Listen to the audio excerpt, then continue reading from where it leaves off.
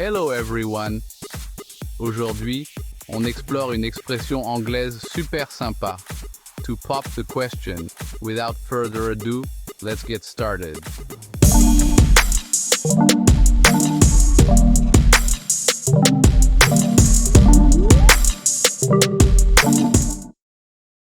To pop the question, qui veut dire en français faire sa demande en mariage.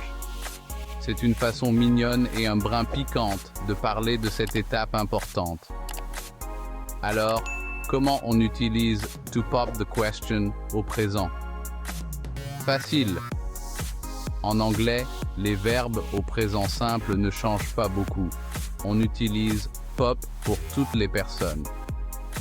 La seule exception, à la troisième personne du singulier, on ajoute un S. Voyons des exemples. I pop the question. Je fais ma demande. You pop the question. Tu fais ta demande. She pops the question.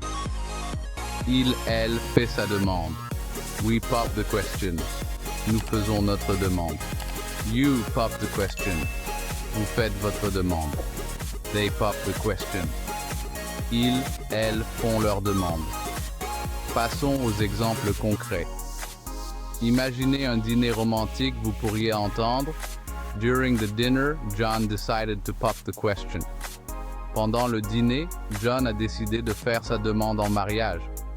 Ou encore, After dating for 5 years, Peter finally popped the question to her girlfriend. Après 5 ans ensemble, Pierre a finalement fait sa demande à sa petite amie.